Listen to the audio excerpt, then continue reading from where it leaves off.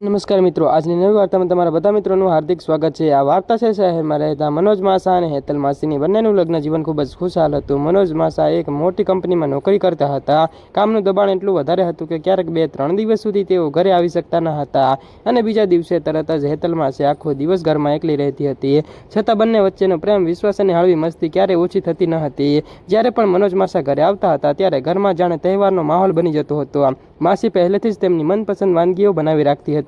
દરવાજો ખુલતા જ હસીને કહેતી, આખરે મહારાજને પોતાના ઘરની યાદ આવી ગઈ। માસા પણ તરત હસીને જવાબ આપતા હતા, ઘરની નહીં, ઘરમાં રહેતી એક ખાસ વ્યક્તિની યાદ આવી। માસી શરમાઈને બોલી, વાહ, આજે તો ઓફિસમાંથી મીઠી વાતો શીખીને આવ્યા લાગે છે। બંને હસી પડ્યા હતા। પછી ક્યારેક ચા બનાવવાની વાત પર નાની નોકઝોક તો ક્યારેક ટીવીની રિમોટ કોના હાથમાં રહે તે બાબતે રમૂજી ઝઘડો થતો હતો। પરંતુ થોડા જ મિનિટોમાં ફરી બંને હસતા થઈ જતા હતા। એક શનિવારે મનોજ માસા 2 દિવસની રજા લઈને ઘરે આવ્યા હતા। માસી ખૂબ જ ખુશ થઈ ગઈ હતી। બંનેએ નક્કી કર્યું કે આજે આખો દિવસ સાથે પસાર કરવો। સવારે સાથે નાસ્તો કર્યા પછી ઘરની સફાઈ કરતા કરતા બંને એકબીજાની મજાક કરતા રહ્યા હતા। માસીએ કહ્યું હતું, આજે તો કામ પણ કરાવવું પડશે, માત્ર આરામ નહીં। માસા હસીને બોલ્યા, હુકમ કરો, આજે હું તમારો સહાયક છું। બપોર સુધીમાં ઘર ચમકી ઉઠ્યું હતું। સાંજે બંને છત પર ચા પીવા બેઠા હતા। ઠંડી હવા ચાલી રહી હતી। આસમાનની ઇમારતો ધીમે ધીમે લાઇટો ચાલુ થવા લાગી। એટલામાં સામે ઘણા જ મહિનાઓથી બંધ પડેલા મકાનમાં અચાનક એક રૂમની લાઇટ ચાલુ થઈ ગઈ હતી। માસીએ આશ્ચર્યથી કહ્યું, આ મકાન તો વર્ષોથી બંધ છે ને? ત્યારે માસાએ ધ્યાનથી જોયું, ખરેખર અંદર કોઈની આકૃતિ થોડાક સેકન્ડમાં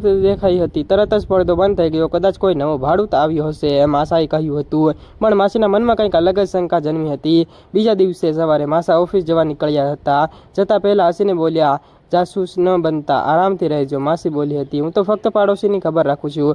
બંને હસી પડ્યા। બપોરે માસી કપડાં સૂકવવા છત પર ગઈ હતી। ફરી સામેના મકાન તરફ નજર ગઈ। આ વખતે મુખ્ય દરવાજો થોડો ખુલ્લો હતો। તેમણે વિચાર્યું, આજે તો ખબર પડી જશે, પણ જેમ જ તેઓ થોડુંક આગળ વધ્યા હતા ત્યારે દરવાજો ધીમે ધીમે પોતાની જાતે બંધ થઈ ગયો હતો। માસી એક ક્ષણ માટે અટકી ગઈ। આસપાસ કોઈ દેખાતું પણ ન હતું। સાંજે માસા ઘરે આવ્યા ત્યારે માસીએ આખી ઘટના કહી હતી। માસા બોલ્યા, ચાલો અત્યારે જ જઈને મળીએ અને આવીએ। બંને સામેના મકાન સુધી ગયા। ઘંટડી વગાડી, કોઈ જવાબ આપ્યો નહીં। ફરી એકવાર ઘંટડી વગાડી। એટલામાં અંદરથી ખુરશી ખસેડવાનો અવાજ આવ્યો હતો અને માસાએ કહ્યું હતું, કોઈ તો અંદર છે, પણ દરવાજો ખુલ્યો નહીં। નિરાશ થઈને બંને પાછા ફર્યા હતા। રાત્રે લગભગ 11 વાગ્યે બંને સૂવાની તૈયારી કરી રહ્યા હતા ત્યારે અચાનક બહારથી કૂતરાનો અવાજ જોરથી ભસવા લાગ્યા હતા અને માસીએ બારીમાંથી જોયું, સામેના મકાનની બારીમાં ફરી લાઇટ ચાલુ થઈ ગઈ। આ વખતે સ્પષ્ટ દેખાતું કે કોઈ વ્યક્તિ હાથમાં ટોર્ચ લઈને રૂમમાં શોધી રહ્યો હતો કંઈક।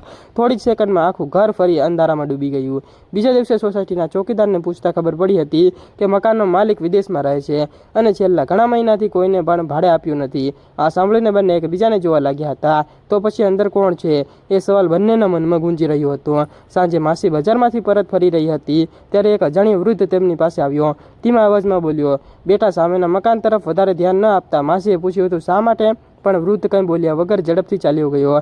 ઘરે પહોંચીને માસીએ આ વાત માસાને કહી હતી। માસા વિચારમાં પડી ગયા। એ જ સમયે માસીના મોબાઈલમાં અજાણ્યા નંબર પરથી એક મેસેજ આવ્યો હતો, જો તમારે શાંતિથી જીવવું હોય તો સામેના મકાનનો દરવાજો ક્યારેય ખોલવાનો પ્રયાસ કરશો નહીં। ત્યારે માસાના ચહેરા પરથી હાસ્ય ગાયબ થઈ ગયું હતું। બંને હજુ મેસેજ વિશે વિચારતા જ હતા કે અચાનક જ તેમના ઘરની ડોરબેલ વાગી હતી। રાત્રિના 12 વાગ્યા હતા। માસાએ ધીમે ધીમે દરવાજો ખોલ્યો હતો, પણ બહાર કોઈ જ ન હતું અને નીચે નજર કરતા દરવાજા પાસે માત્ર એક જૂની ચાવી પડી હતી। તે ચાવી સાથે એક નાનકડી ચિઠ્ઠી હતી જેમાં માત્ર એક જ વાક્ય લખેલું હતું, આ ચાવી સામેના મકાનની છે, જો હિંમત હોય તો આવતીકાલે રાત્રે 12 વાગે દરવાજો ખોલજો। માસા અને માસી બંનેના ચહેરા પર ડર અને ઉત્સુકતા એક સાથે દેખાવા લાગ્યા હતા। આખરે એ ચાવી કોણ મૂકી ગયું? સામેના મકાનમાં શું રહસ્ય છુપાયેલું હતું અને શું બંને ખરેખર એ દરવાજો ખોલશે? રાત્રે મળેલી એ જૂની ચાવી અને ચિઠ્ઠી પછી મનોજ માસા અને હેતલ માસીની આખી રાત આંખોમાં જ પસાર થઈ ગઈ હતી અને ઊંઘ આવતી ન હતી। સવારે માસીએ મજાકમાં કહ્યું, ગઈકાલથી તમે બહુ શાંત થઈ ગયા છો। પહેલાં તો મારી સાથે વાતો કરતા હતા, હવે તો ચાવીને જોતા જ રહો છો। માસા હસીને બોલ્યા હતા, અરે તું પણ ને, મારી સૌથી મોટી ચાવી તો તું જ છે। બસ તારો મૂડ ખુલી જાય એટલે આખું ઘર ખીલી ઉઠે। ત્યારે માસી હસતા બોલી હતી,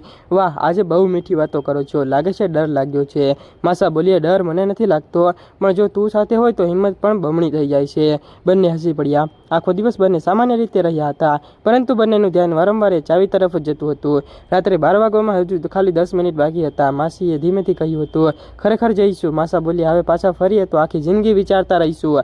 બંને ટોર્ચ લઈને સામેના બંધ મકાન પાસે પહોંચ્યા। આસપાસ એકદમ શાંતિ હતી। માસાએ ધીમેથી ચાવી તાળામાં નાખી। ખટાક, તાળું એક જ વારમાં ખુલી ગયું। બંને એકબીજા સામે જોયું।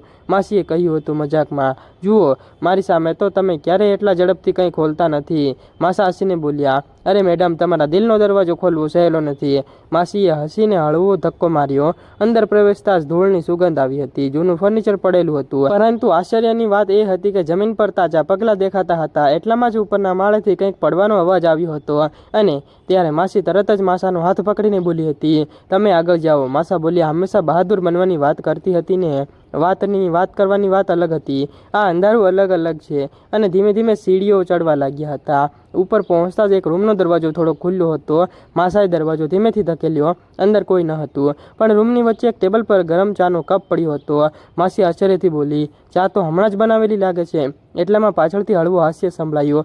બંને તરફ ફરીને જોયું, પણ ત્યાં કોઈ જ ન હતું. અચાનક બારી જોરથી બંધ થઈ ગઈ હતી. માસીના ચહેરા પર ગભરાટ દેખાઈ અને માસા બોલ્યા, ગભરાશો નહીં, કદાચ પવન હશે. પણ એ જ સમયે ઘરની બધી જ લાઇટો એકસાથે ચાલુ થઈ ગઈ હતી અને ત્યારે બંને ચોંકી ગયા. દિવાલ પર એક મોટો નકશો લગાવેલો હતો, જેમાં આખી સોસાયટીના મકાનોના નંબર લખેલા હતા. માસીએ ધીમેથી કહ્યું, આ કોઈ સામાન્ય વાત નથી. એટલામાં પાછળથી અવાજ આવ્યો, આખરે તમે આવી જ ગયા. બંને ગભરાઈને પાછળ વળ્યા હતા ત્યારે સામે એક વૃદ્ધ વ્યક્તિ ઊભા હતા. એ જ વૃદ્ધ જેમણે માસીને રસ્તામાં ચેતવણી આપી હતી. માસાએ પૂછ્યું, તો તમે કોણ છો?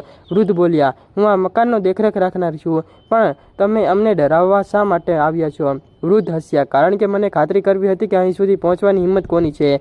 બંને એકબીજાને જોવા લાગ્યા. વૃદ્ધે ટેબલ પર પડેલી એક જૂની ફાઇલ બતાવી. આ મકાનમાં 5 વર્ષ પહેલાં એક કિંમતી દસ્તાવેજ છુપાવવામાં આવ્યો હતો. ઘણા લોકો તેને શોધવા માટે આવ્યા હતા, પરંતુ કોઈએ મળ્યો નહીં. માસાએ પૂછ્યું, તો પછી અમને ચાવી શા માટે મોકલી? વૃદ્ધ બોલ્યા, કારણ કે જે માણસ આ દસ્તાવેજ છુપાવ્યો હતો તે તમારા માસાના જૂના મિત્ર હતા.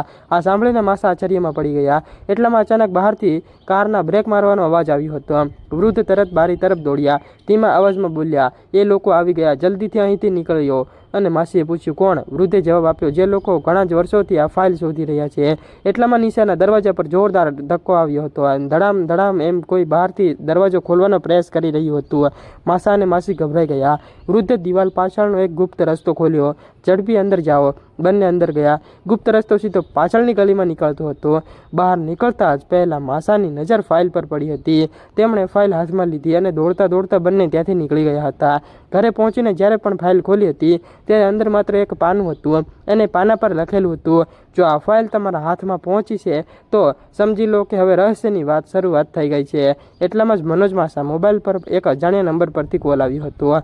સામેથી માત્ર એક જ વાક્ય સંભળાયું, ફાઇલ સાચવી રાખજો, કારણ કે હવે અમે તમારા ઘરની બહાર ઊભા છીએ. માસા ધીમે ધીમે મારી તરફ આગળ વધ્યા. પડદો ખસેડ્યો અને બહાર જે વ્યક્તિ ઊભી હતી તેને જોઈને તેમના ચહેરાનો રંગ ઉડી ગયો હતો. આખરે બહાર કોણ ઊભું હતું અને ફાઇલમાં એવું શું રહસ્ય હતું? અને હવે મનોજ માસા અને હેતલ માસી કેવી મુશ્કેલીમાં ફસાવાના હતા?